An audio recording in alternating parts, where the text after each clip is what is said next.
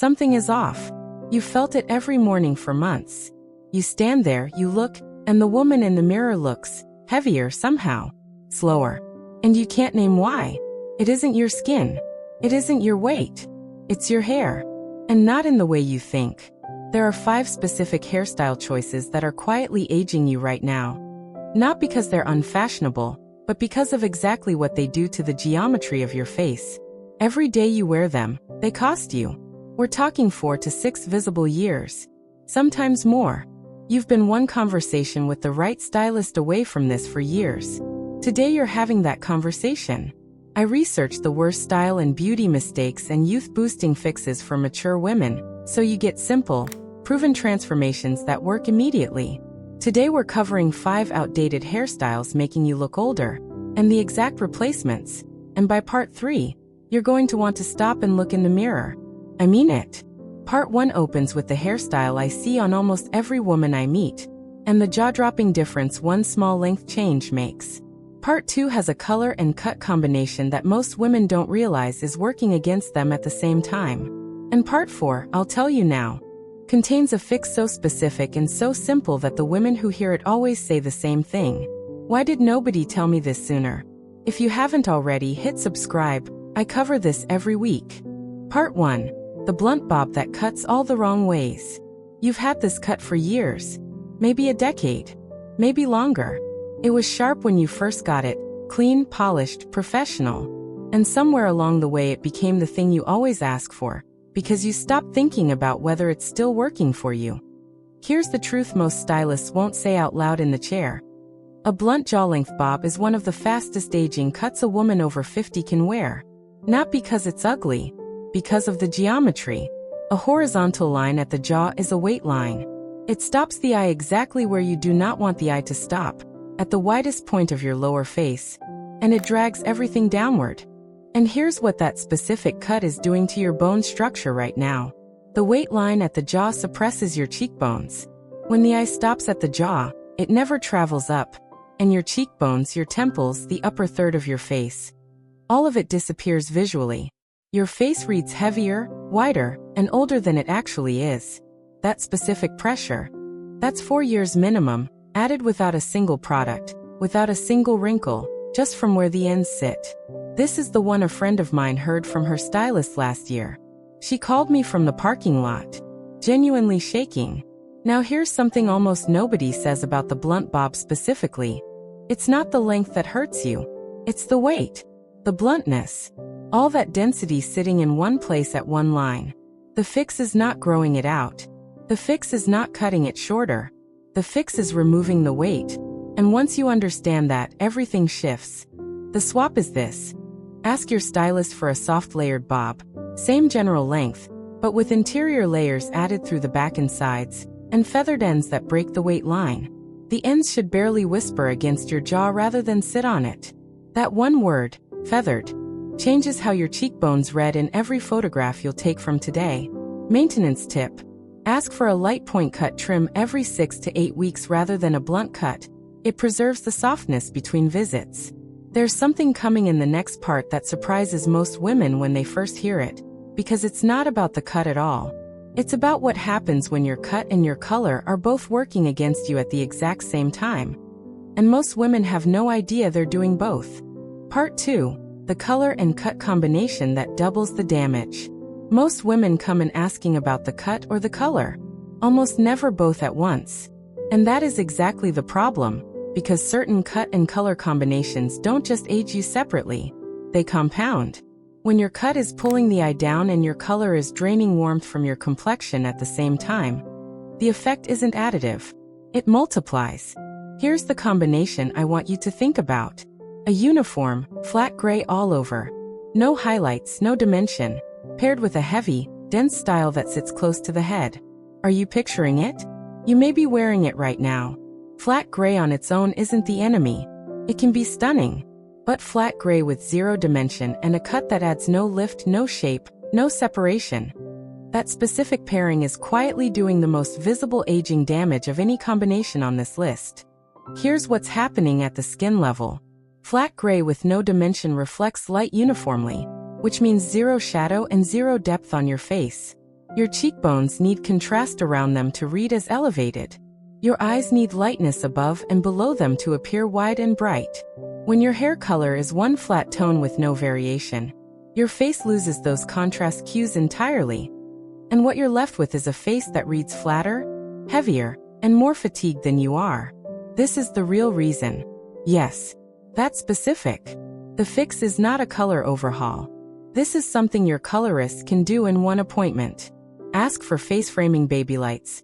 Find soft pieces of highlight placed at the front sections around your face, concentrated at the temple and from the part line down. You do not need highlights all over. You need them exactly where the light hits your face first. 2 to 3 shades lighter than your base, warm-toned. Even if your base is silver, a soft champagne or pearl highlight works beautifully against it. Now pair those highlights with a cut that has even a small amount of lift at the crown. And what you've done is redirect where the eye travels on your face. The eye follows light. When light lives at your temples and your part line, the eye goes up first. Your cheekbones red as higher. Your eyes red as brighter. Your face looks more awake without a single change to your skincare or your makeup. Maintenance tip. Touch up your face framing pieces every 3 months rather than waiting for a full color appointment. They grow out most noticeably at the front, and that's the area that matters most. The next part covers a mistake most women make while trying to look put together. And the irony is that this particular style choice actually undermines everything else you're doing. Part 3. The overset style that signals effort instead of ease. Stop in front of that mirror. And be honest. Is your hair completely still? Does every piece sit exactly where you placed it this morning? Sprayed, pinned, or set into a shape that will not move no matter what?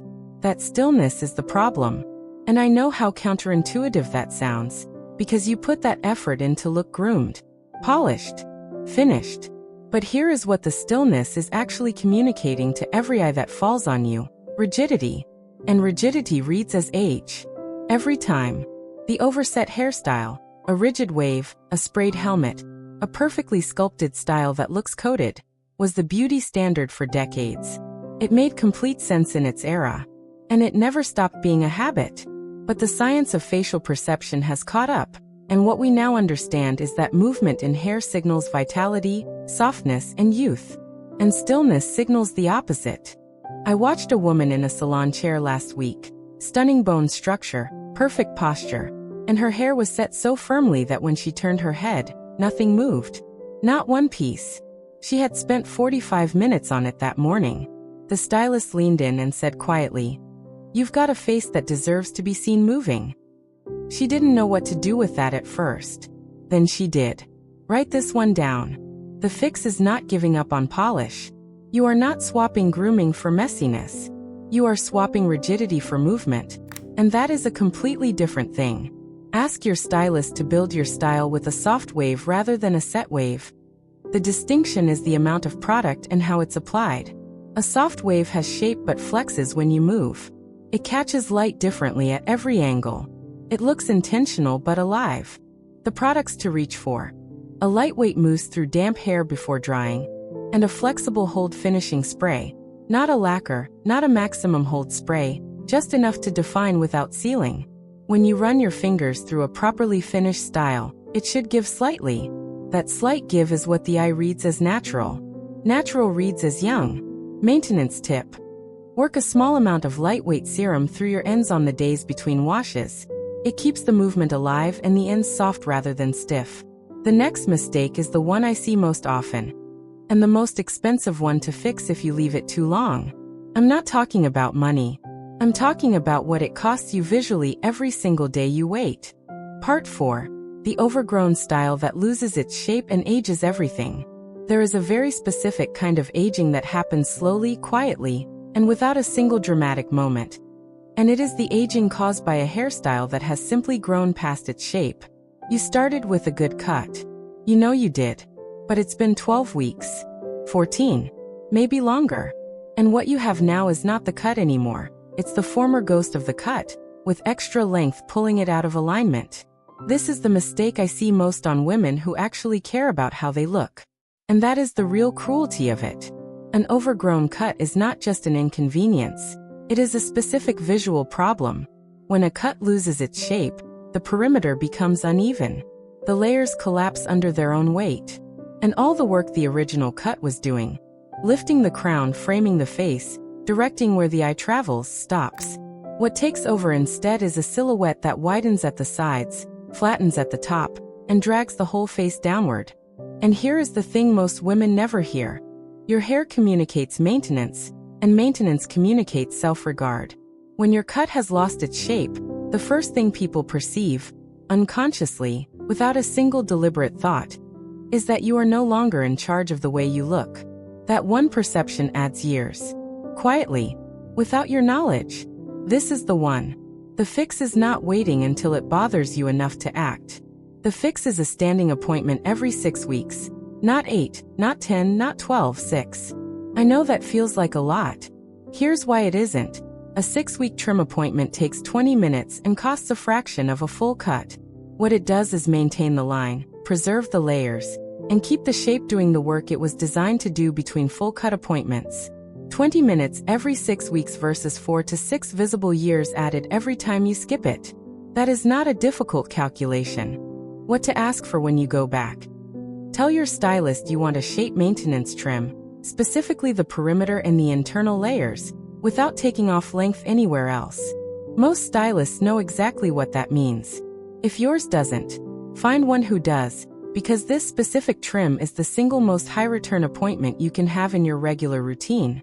Maintenance tip. Take a photo of your hair on the day you get your cut. At 6 weeks, compare. If you cannot see the shape anymore, you are already overdue. What I'm covering in the next part. Most women find it even harder to hear, but it's the one that matters most. Part 5. The volume mistake that makes everything look harder. You've heard that volume is the answer. You've read it, been told it, probably tried to achieve it. And the part nobody explains clearly enough, the part that is costing you, is that not all volume is the same. Volume in the wrong place doesn't lift you. It widens you. And there is a specific version of the big volume hairstyle that has been quietly classified as dated, not because of the volume itself, but because of where it lives. The wide volume style, maximum fullness from the ears outward, pushed to the sides rather than upward, is the outdated version. It was popular for decades and for good reason. It balanced broader shoulders. It gave the impression of fullness. And in certain lighting it created an impression of glamour. But for a face over 50, side volume without crown height is one of the most aging silhouettes possible. It widens the jaw visually. It shortens the neck. And it brings the eye outward and downward, the exact opposite of where you need it to go. Here's what the right volume does instead. Height at the crown, even a ½ inch of lift at the very top, lengthens the face visually. It takes a rounder face shape and stretches it vertically. It redirects the eye upward rather than outward. And for a neck that has changed with age, crown height creates a counterbalance that makes the neck look longer, the jaw look more defined, and the overall silhouette look lighter and more modern. That is not a small thing. That is everything. Have you ever wondered why a woman who appears effortlessly elegant always seems to have just a little more height than you'd expect? This is why. The fix. Ask your stylist specifically for crown lift with collapsed sides. You want volume concentrated from the part line to the crown, no more than 2 inches back, with the sides brushed softly downward or inward rather than pushed out. This is a blow-dry technique as much as it is a styling preference. Ask your stylist to use a round brush at the crown only, lifting the roots while they dry. At the sides, use a flat paddle or fingers and direct the hair downward. The contrast between the height at the top and the softness at the sides is what elongates your face and restores the proportion. Honestly, this is the one I wish someone had shown me visually years ago, because once you see the before and after side by side, you cannot unsee it. The proportions are that different. At home, the product that makes this technique last. A lightweight volumizing mousse applied specifically at the crown roots only before drying, followed by a light finishing powder tapped at the crown after styling for all-day hold with no stiffness. Maintenance tip. Ask your stylist to cut slightly more weight out of the sides at each trim. Over 2 or 3 appointments. This naturally builds the crown-heavy silhouette into the shape of your cut itself, so the volume lives there even on your wash-and-go days. There's one thing about what comes next. The accessory choices that either complete or completely undo a hairstyle that nobody in this space talks about plainly. That's next. You just learned the 5 specific hairstyle choices that have been working against your face. The blunt bob weight line, the flat color that drains dimension, the overset style that reads as rigid, the overgrown cut that loses its shape, and the side volume silhouette that widens instead of lifts. You did not just watch a video. You changed how you will look tomorrow morning. Boom! Your bone structure was always this stunning. Now it shows. Tell me in the comments, which of these 5 mistakes were you making without knowing it? I read every single one. Next time, we're getting into the one makeup mistake that undoes a perfect hairstyle in under 60 seconds. And it is not what you would expect. Like this video, subscribe to Timeless Wisdom Path, and I'll see you in the next one.